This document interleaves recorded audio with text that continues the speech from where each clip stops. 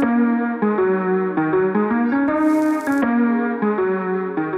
everybody.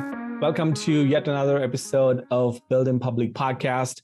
I'm your host, KP, and today I am super stoked to have Dave Gerhardt, DG, on the podcast, one of the OGs in the podcast space, one of the greatest storytellers that I know in the B2B space. And I mean, yeah, he's smiling, but I genuinely mean it. I looked up to him and David Cancel, the combo, the duo that kind of set the podcast in the company building on fire in a way back 2016, 17. And so it's an honor for me to invite him and talk about his book. Welcome, Dave. You stop that. That's amazing. No, I think one of the really cool things about like what we did in the early days of Drift was just like to connect with people, you know, like you, for example. And I think it's a perfect example of when you can create a brand and create something that's bigger than just a SaaS company. Because like at the end of the day, like, did you really care about conversational marketing? Probably not, but your target audience. That's the funny thing. Yeah. I was just a guy who I had my founder dreams and I had this community dreams that I had, but like, frankly, if not for Drift, I say this all the time to a lot of people who want to be storytellers, who want to talk about niches. Like, guys, it has to be bigger than your company.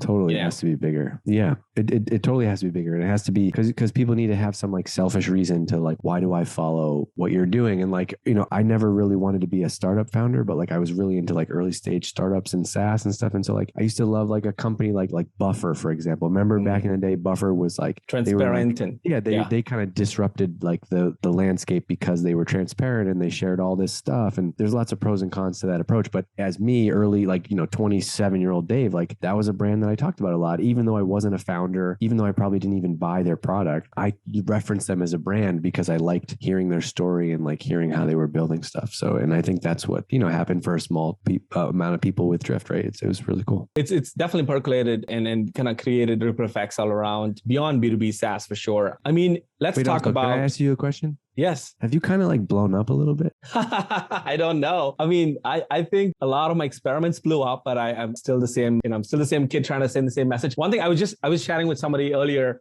this morning and we talked about how like they say it's always like the message that's important. I disagree. The message is eternal. It's the messenger and it's the credibility and the volume of work and the trust behind that messenger. And you can't fake it. You have to earn it. And that's one of the things I loved about you guys, you and even till today with David Cancel, like he earned his stripes, you know, by being open, by being vulnerable. Yeah. And I think a lot of founders do that. But the sad part is they don't go back and like narrate their story while it's happening or ever. The worst part is ever. It's not, like there are some iconic companies built and we don't even know what the founders were. Well, like I think I agree with you, but I think that I don't think it's the only way. And obviously I wrote a book about it. I think it's an advantage and it can be used. You can do things in an authentic way without having to be like, I need some crazy marketing ideas where it's like, wait a second. Well, if your story is you just worked in B2B marketing as a CMO for 10 years and now you're starting your own content business about B2B marketing, wouldn't it help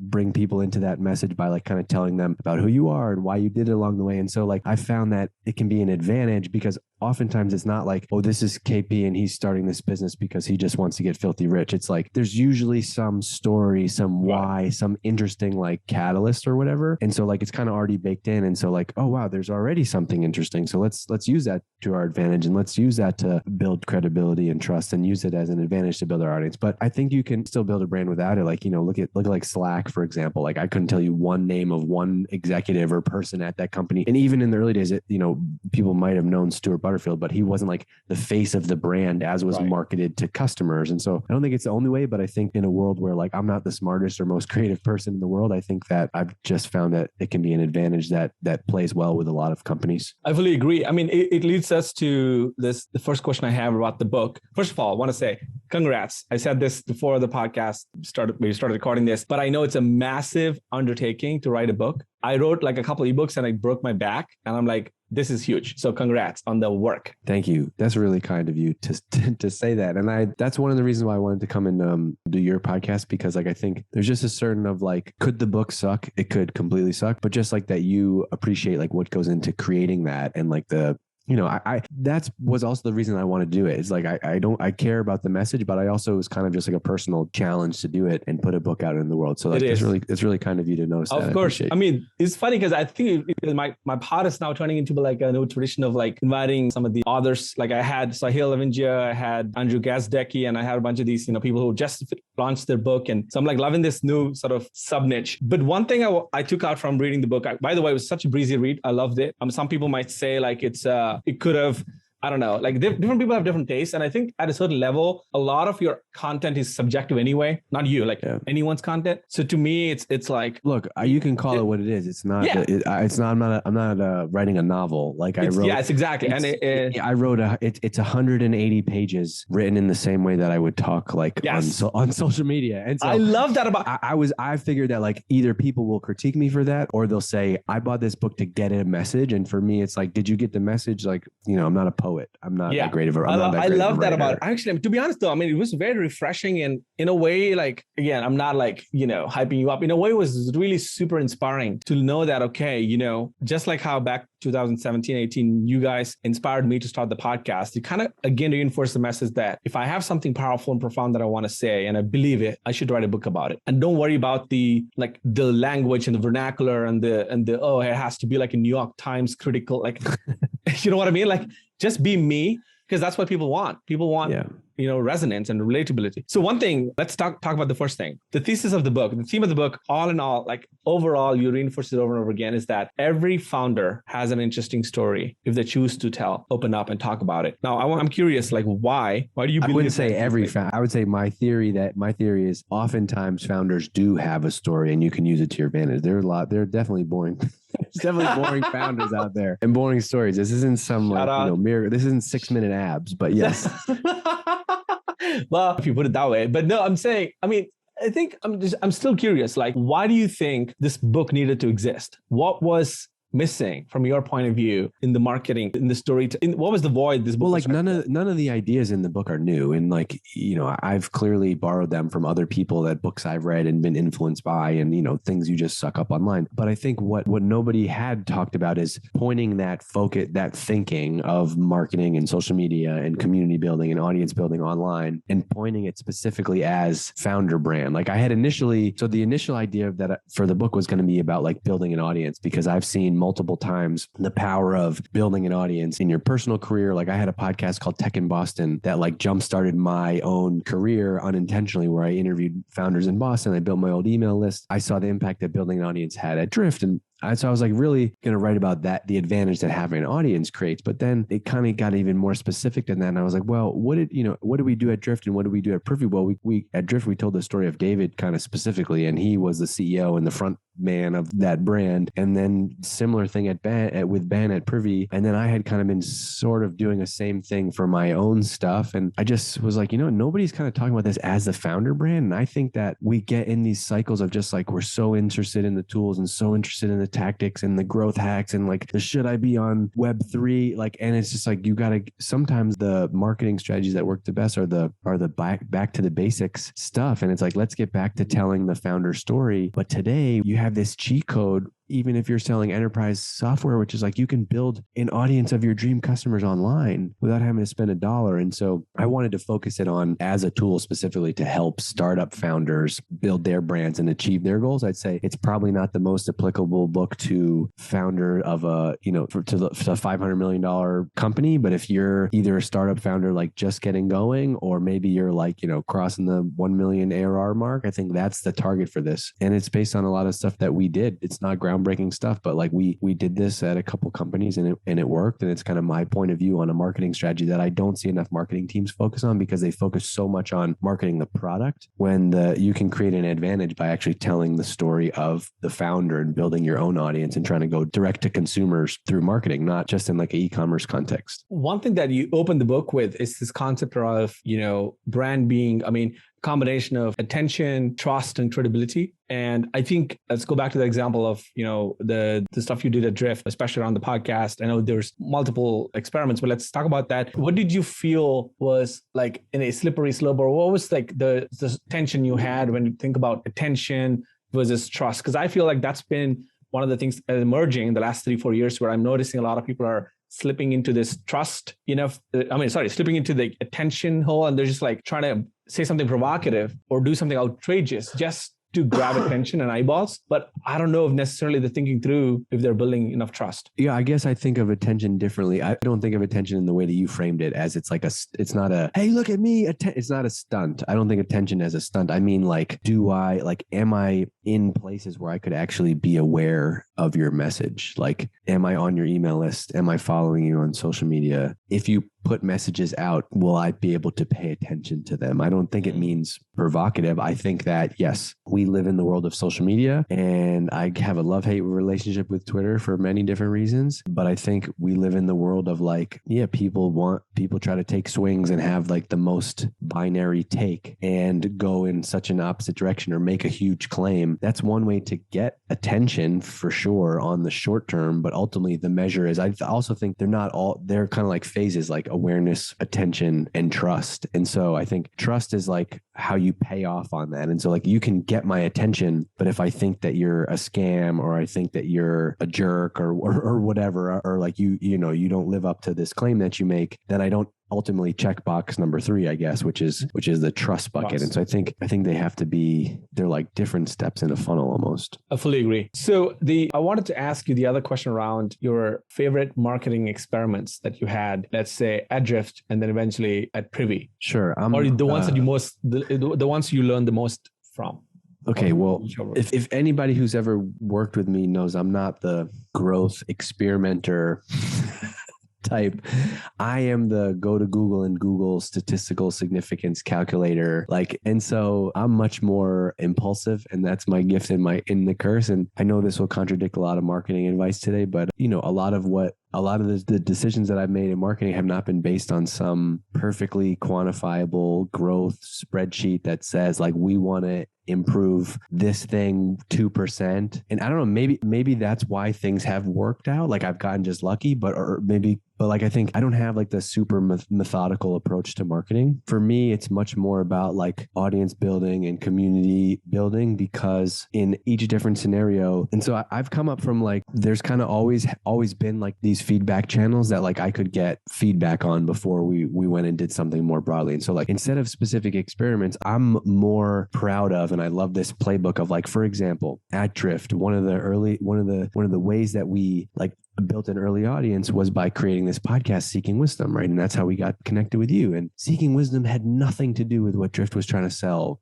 conversational marketing, SaaS software, but it was a podcast about that David and I were sharing, like, here's this like seasoned CEO, David, he has a bunch of success under his belt. Here's this like, young guy who doesn't know what the hell he's doing, and me in marketing. And we're kind of talking about what we're doing, building the company. We're not really selling you on things. We're talking about learnings and books and, routines and habits and kind of just like mental model type stuff. And the content of that podcast, it just like after a year, we had done 100 episodes. The feedback that we got, it was like unlike any other channel. It wasn't obvious in spreadsheets, but like people were emailing us. They were talking to our investors, advisors. Like the word of mouth factor on Seeking Wisdom was so tangible that nobody ever worried how we're going to justify it. But instead of an experiment to give you, here's another example. Like David said, okay, we want to do an event. We feel like the response to after doing 6 months of this podcast, like, man, there's something crazy here. This is not just like a marketing on. It's like, I bet we could do an event. And so I was like, David was like, well, we got to do an event. I'm like, great. How about 200 people? And he's like, why 200? And I was like, well, I looked up how much this other company got in their first year, and like they're comparable to us. Let's do 200. He's like, no, F that. He's like 1,000. And I was like, are you kidding me? But he was right, because we had already built this audience. We had this podcast. We had this feedback and connection. And it actually, the event connection works so well, because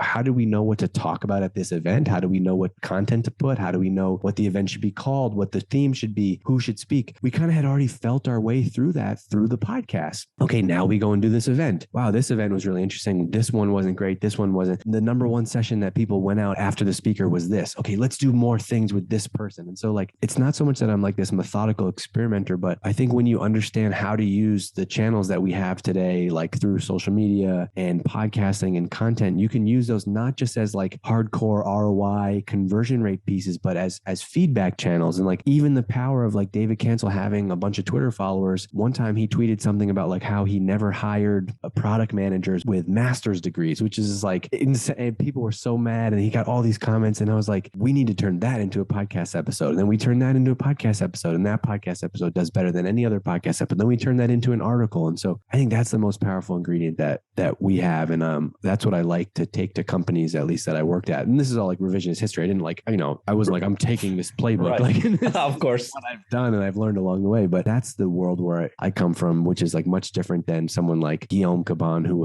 VP of growth at Drift, and he was at Segment and a bunch of the other companies. He's more of the like crazy growth experiment type of stuff. My stuff is much more rooted in that. But the learnings that you can drive from that, from a community and content standpoint, is like an absolute cheat code for delivering content to people that they actually care about. Now take that and kind of run with it in terms of like some other playbooks or experiments you tried at Privy. Well, so the Privy was a little bit different because they actually, like when we first were getting going at Drift, the company was being created and it was like zero. And like there was a couple product directions and ideas, but it wasn't really committed. Privy, and we didn't have any audience. It was like, how do we get people on our email list? And Privy was more of like the company had been around for a while. They had already been at about 10 million in revenue. They had a couple 100,000 stores using their product. They were like one of the top rated apps in the Shopify App Store. And so there it was like, okay, how can we like take all of those ingredients and turn them into something that's already there, as opposed to coming up with it out of thin air? And so there was like an exercise in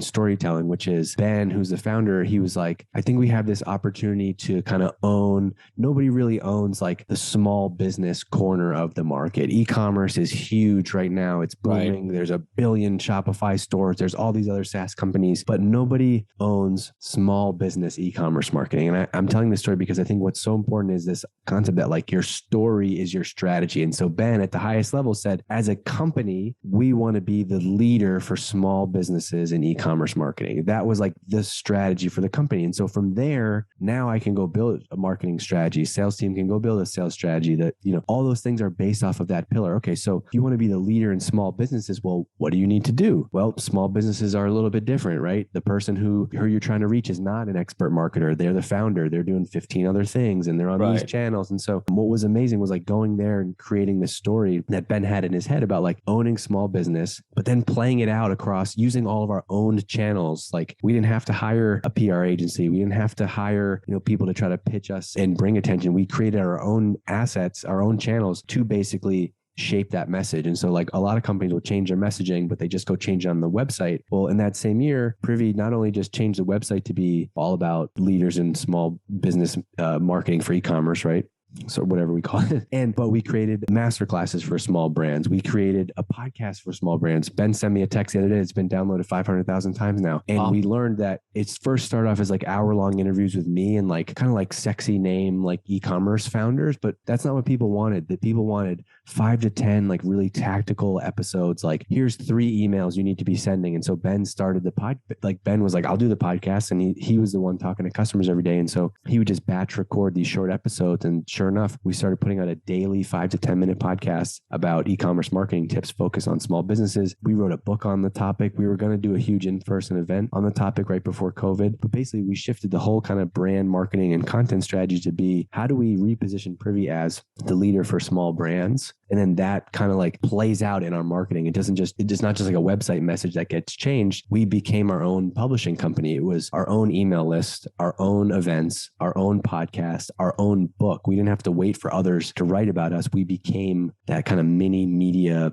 company, that mini publishing company that's attached to the business to help grow awareness and ultimately drive revenue. You've done this like a couple of times now, and I know you, whether intentionally or unintentionally, you end up building a media empire in a way for your niche. And you've done that a couple of times. So, and I know outside in, it feels like it. Like for example, Drift, conversational marketing was not a thing. Like I don't even know what the heck that meant. Right. But you guys built sort of when I say media empire, I mean like newsletter, podcast, Telegram channels. Audience. Yeah, whatever. And all blah, blah, blah. And then speakers on the topic and over, and like content guides, ebooks, and almost made it like such an aspirational learning topic that even folks who were not in that niche were like, this is fascinating. This is interesting, right? Like leaning into it. And like, I wonder how much of that was intentional, like leading, like creating and owning a category? Because, that's something, a lot of people talk about. Yeah. Was this like, it just serendipitous, but also... No, it was intentional because I think we believed that the best, I still believe this. I think that the best marketing is like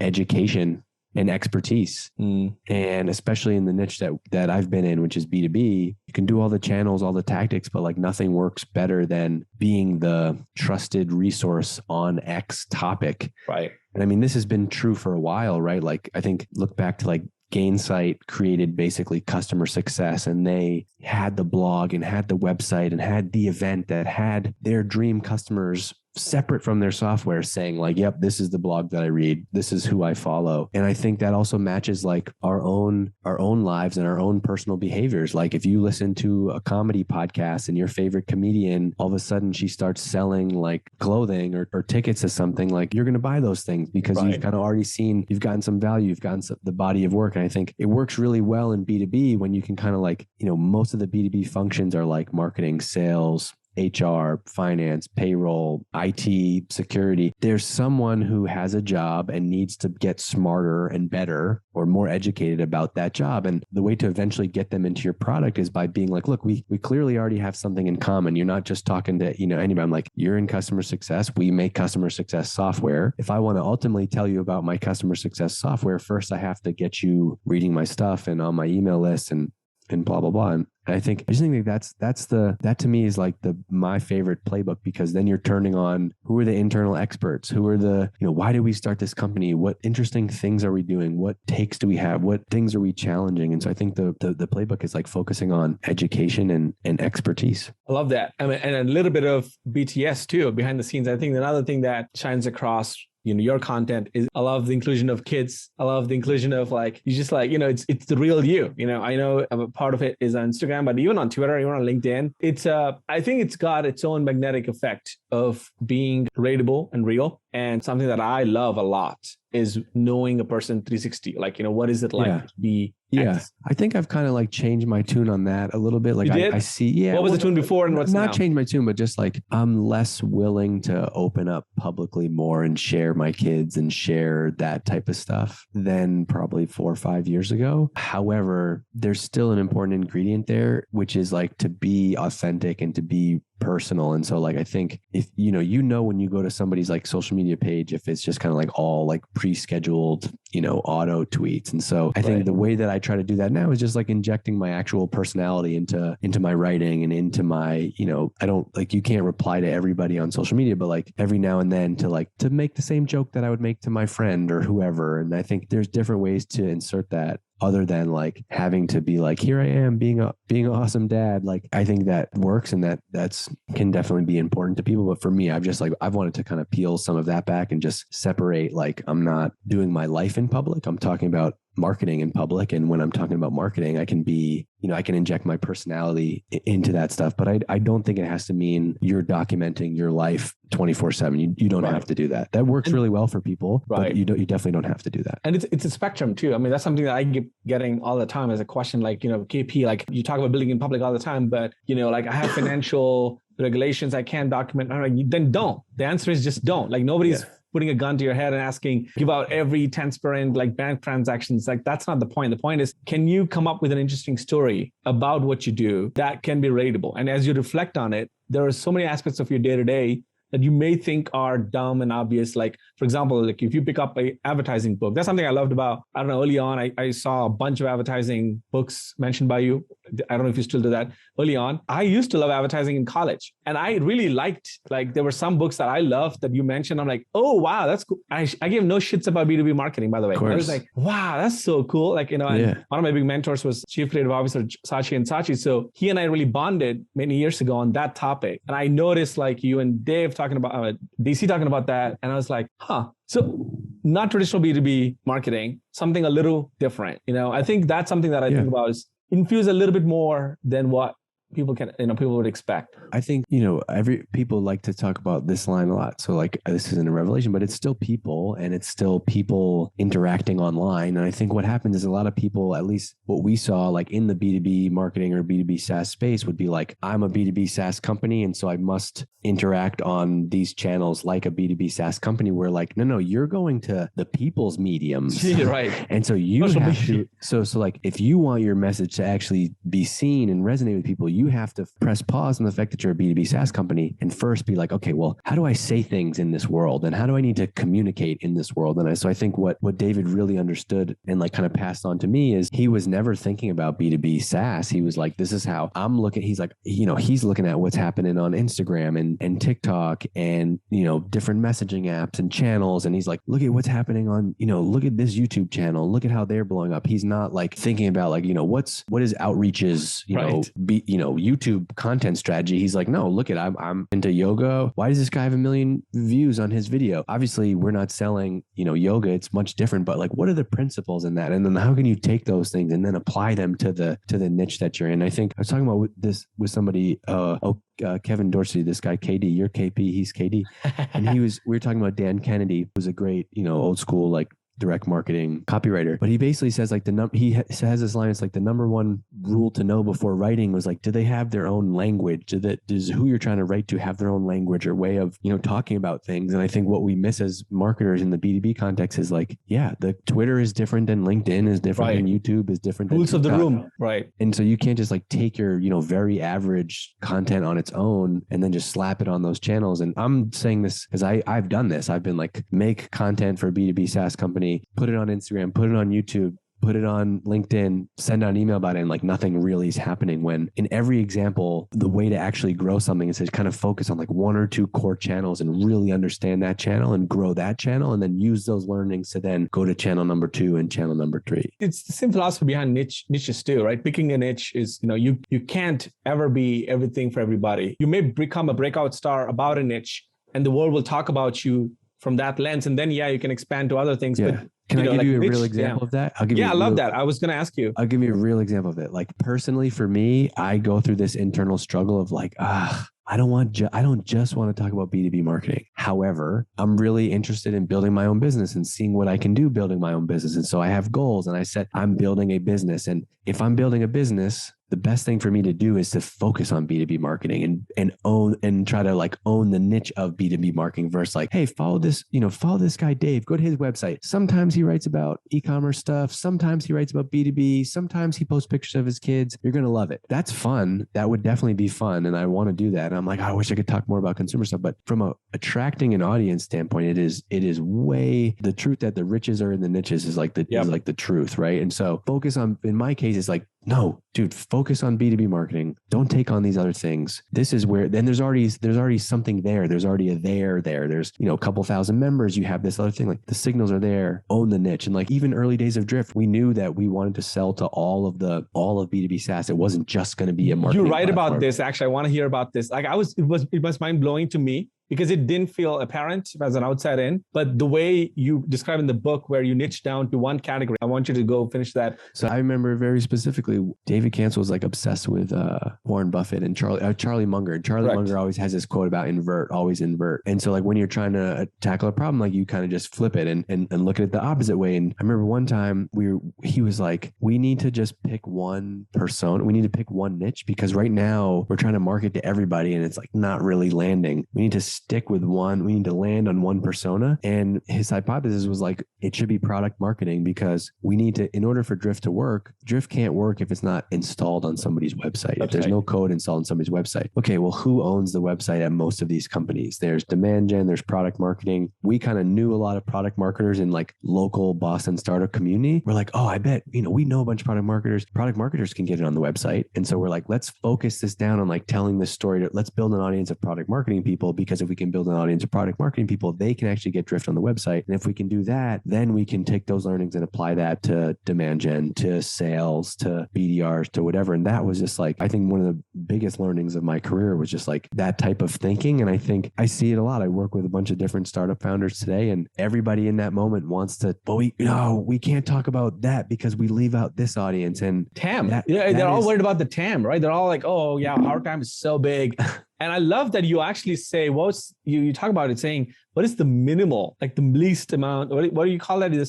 There's a phrase where you say the minimum TAM that you can get by when you think about, the niche. I don't know, maybe it was minimum viable audience, but that sounds too smart. But also like, it's not even just a TAM thing though, because you don't have to do this forever. I think like you need to use this as a way to build learnings and build success. And then like, it's your wedge to get going, get some momentum going. Like you're trying to go to 5 different personas. You got nothing going.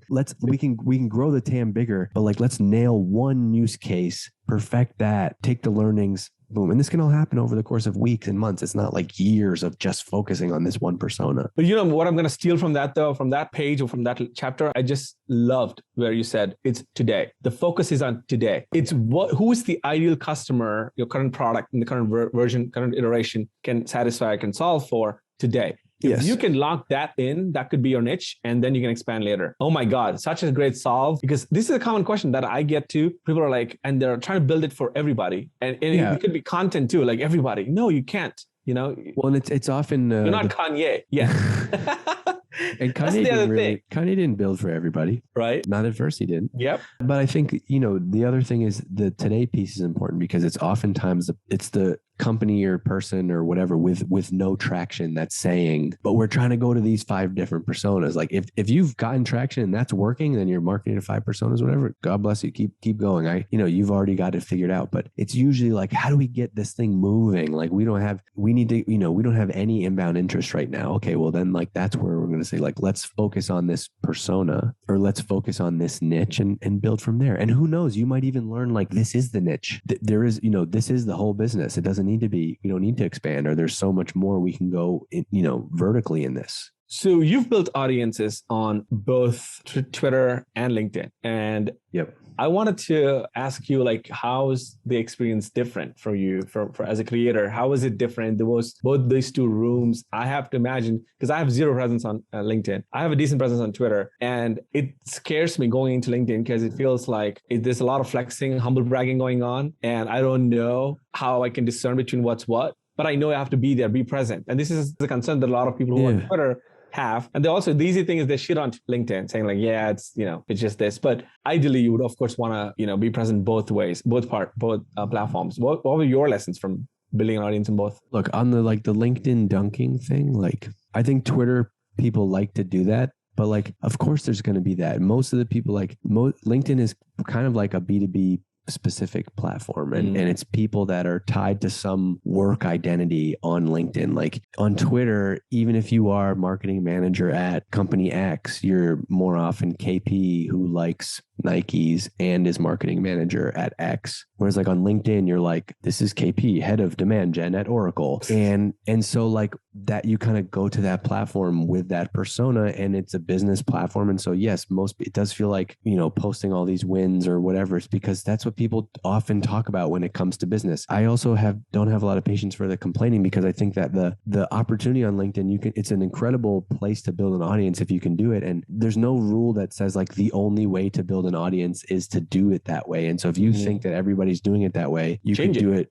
You could do it completely differently. And so I don't know. I think I just like defend LinkedIn because I've seen the crazy. LinkedIn has fueled, I would say, almost 100% of like the growth of DGMG. And there's 5,000 roughly paying members, and that's fueled through. Obviously, it's grown from other sources now. But like when I first launched it, I first launched on Patreon, I got 200 paying members in one day solely from what I posted on LinkedIn because that was the only place that I built my audience. And so what I've seen is especially in B2B, it's a really powerful platform to talk about a specific thing. And now people don't like people who talk about just one thing. And so, yeah, of course, like, I expect you to be tired of me talking about marketing or tired of so-and-so talking about sales or copywriting, but that is what that platform is. You can definitely change up the content mix. But I think if you're in B2B, it's the number one content platform to be on. It's more important to me, I think, than having a blog, than even having your own website, because I think the reach that you can build and get from LinkedIn will allow you to do all those things later. Twitter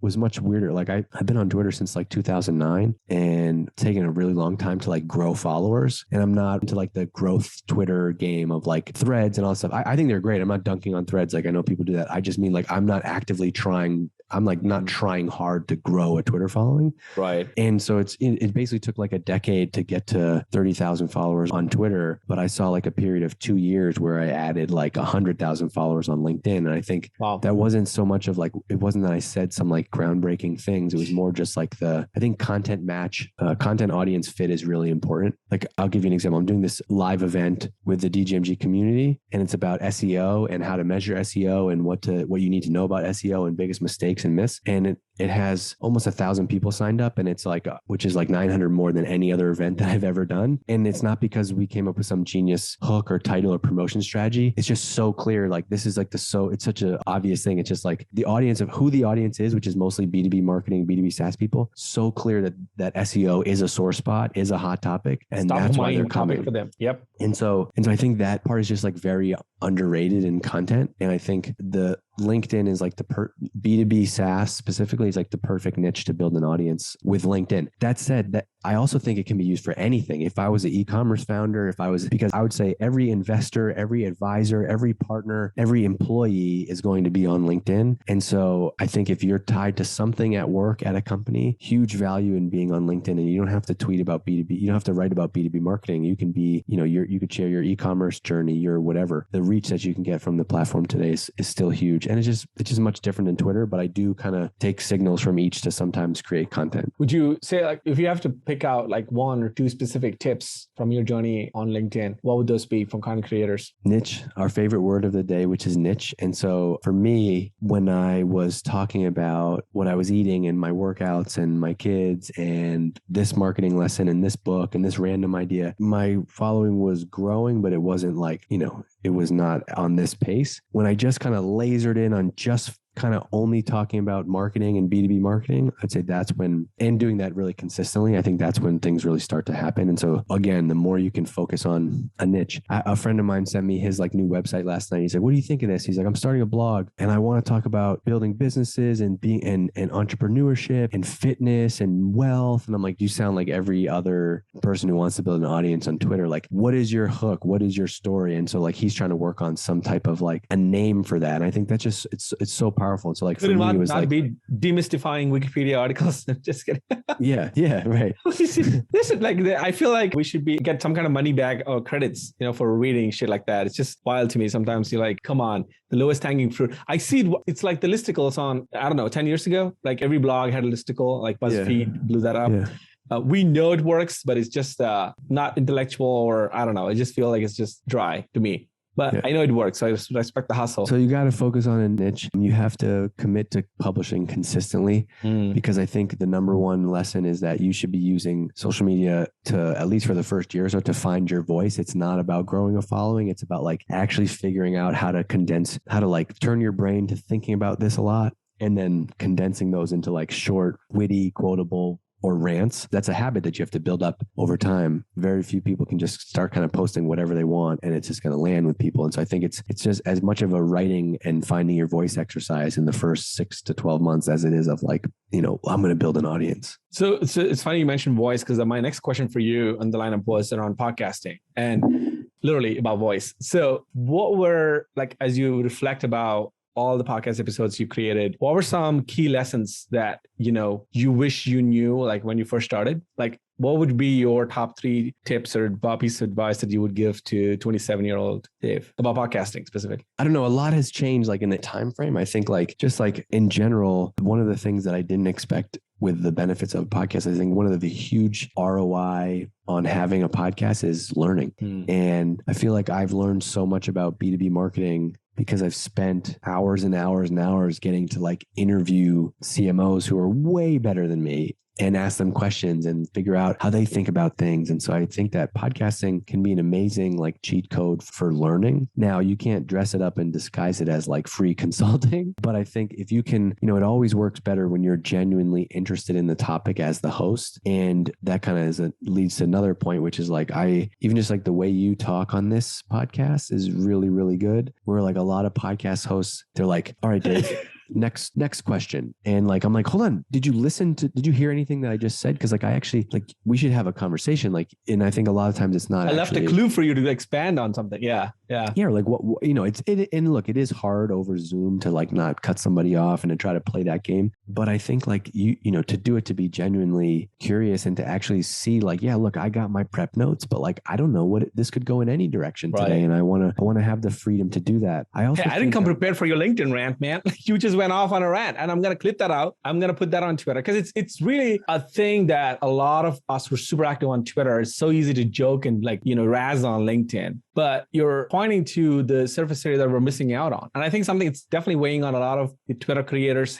minds. It's just they haven't articulated it. And I think that could resonate well. We'll see. But no. Or it just makes for good content. To be on Twitter complaining about LinkedIn makes for good Twitter content. Exactly. Oh, that too. No, I want to ask another thing about podcasting before we wrap that up on that topic, where did you ever feel like you were not asking enough smart questions to the other guests? Like, especially when you interviewed some really famous or CMOs or all the time. How did you like grow your IQ? Like what I'm worried about sometimes is like when I interviewed Gary Vee, interviewed like, Alexis, and sometimes sitting there, I'm like, I can't believe I'm interviewing some of these people who had hundreds, thousands of interviews, like CNBC, all these like great hosts. And I'm just a guy asking like the dumbest questions in my view. So I'm like, how can I be smarter? Well, I think you got to figure out what you really want to ask. I think like for me, it's not about like the smart question. It's like, why, if you had an hour with Alexis Ohanian, what do you want to get out of that? It's a very selfish thing. I truly agree. Sure. But I think what happens is like, it's very easy to be like, so you first invested in this company and like, oh, you dropped out of college, like skip all that. Like, what do I really want to talk about? Like if you have Gary Vee for an hour right now, what do you want to talk about and get out of that? And so I think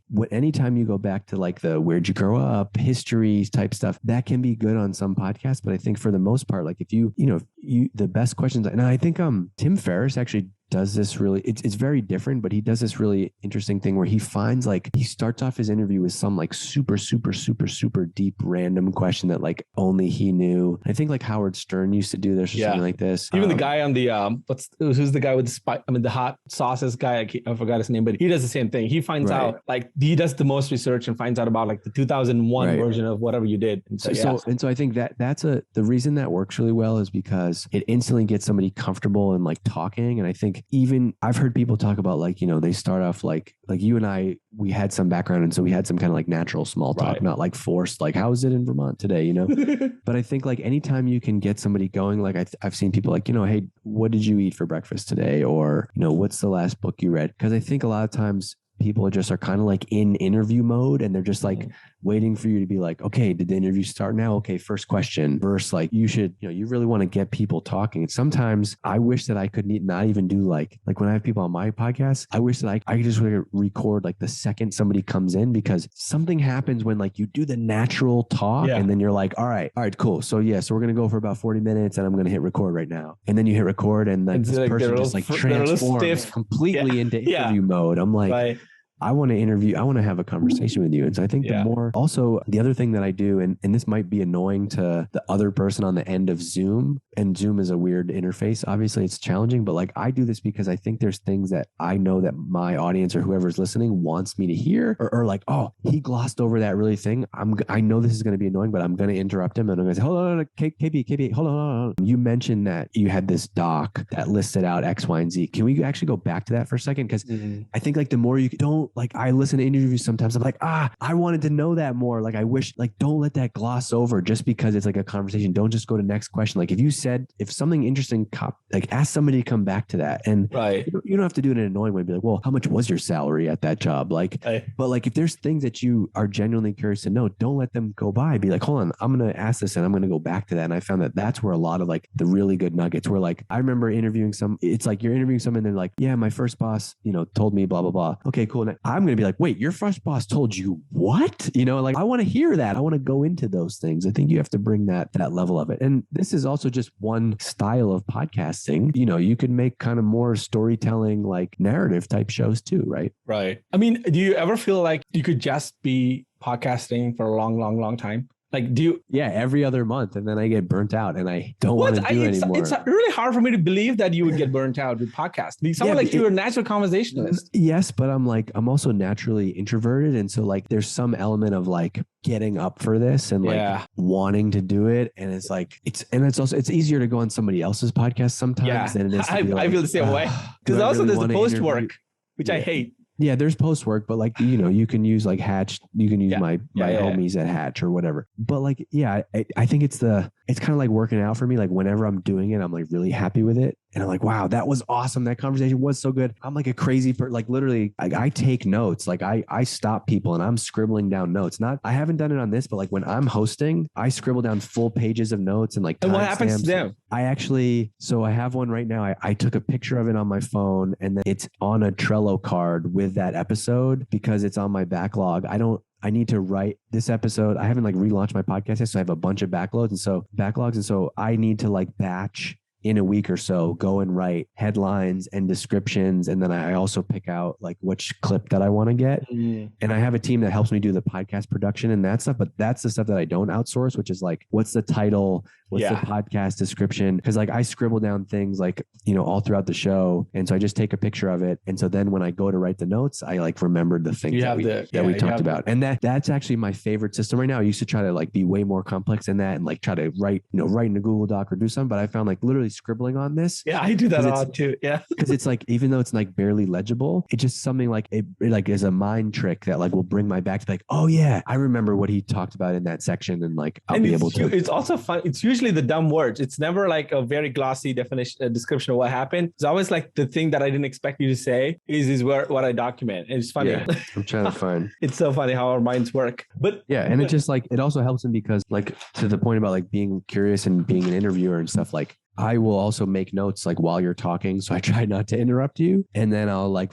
make notes or mark down things, or like oftentimes when you're talking about something, I might think of the thing that I want to ask you next, but I don't want to lose that train of thought. And so I'll be like, I'll make that note and then can go back to it, you know? Yeah. So, well, it just reminds me of one thing that I wanted to ask you a few minutes ago. Having a CEO, I mean, this is something you cover in the book, but like having a CEO who gets it in terms of marketing and brand is a huge weight off your shoulders. And I mean, it has to be, but I'm curious, having a CEO who gets it too much, how does that feel?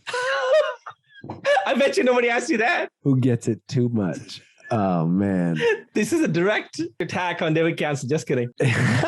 I think it's a positive thing. It's like, do you want to play with LeBron James, or do you want to, put up 30 points a night on a different team? It was an amazing learning experience. I think, one of the comfort is the enemy of growth. And so when you have somebody who gets it on a better level than you do, you're going to constantly be pushed to do more, to do the next thing.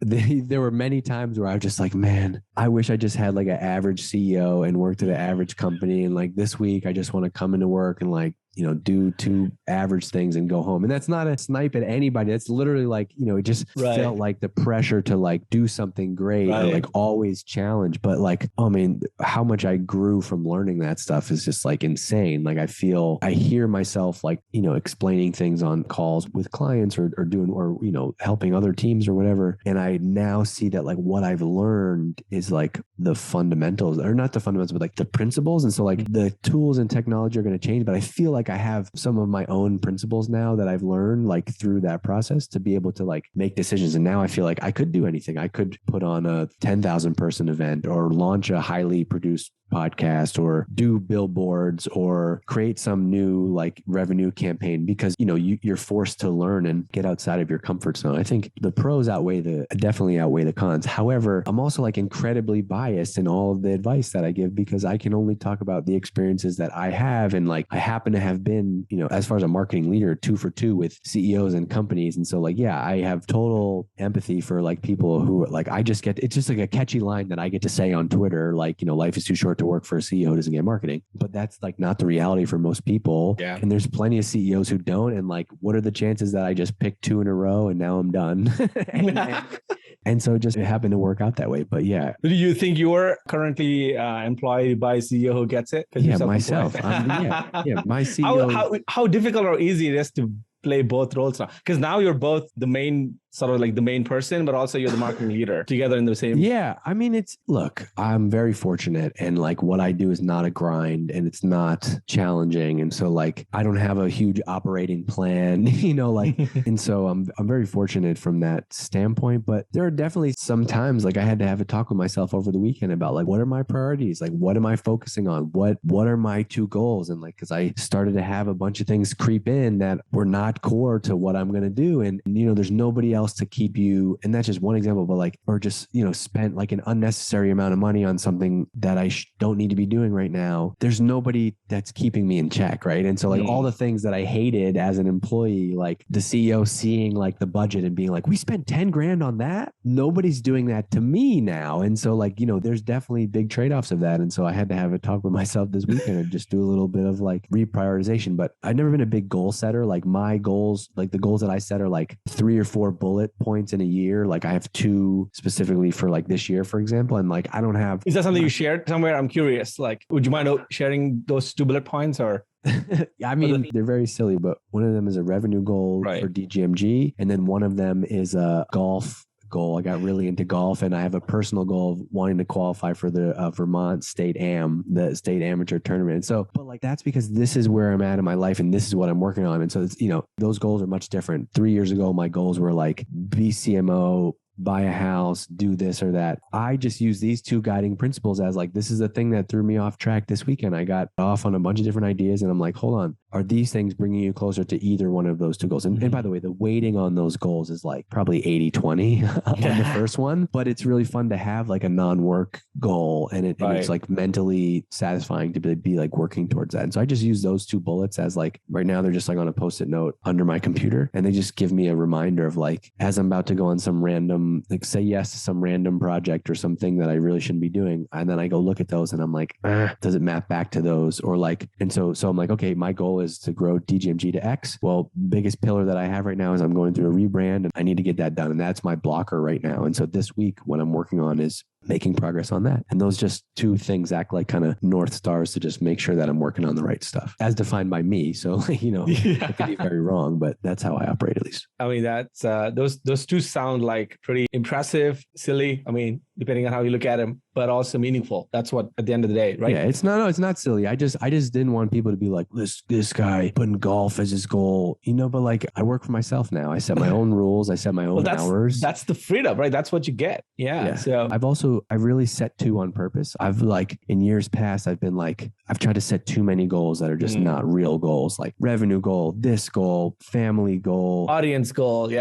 Goal, wake up at this time every day goal. And like 45 books a year goal. 45 books a year. Like, it's exactly, KP. Exactly. I'd be like, read at least X. Now, I think what's more important for me is like building habits. And so like, I don't have to put goals for that because like I am with my kids every morning. I'm putting them to bed every night. We're having dinner at the table every day together. Every morning I read for 10 minutes a day. Right. I have workouts scheduled on my calendar. And so like I think systems for me at least are so much more important than goals. Like, that's just on my calendar. Me those too. things are going to happen. I mean, well, I mean, it's somehow, I think it's probably a character flaw. Like I've always had, every time I had a daunting, like ambitious, like 100K goal or whatever, like followers or something, I sucked at it. I gave up like within a week. But every time I said, I just want to have a great conversation with one person a week or 4 DMs or something like that. And it felt such an easy, achievable thing. I outperformed 100%. I think it's my own bias. I mean, I could be a weird person, but every time I had a massive goal like that, when I announced in public, people say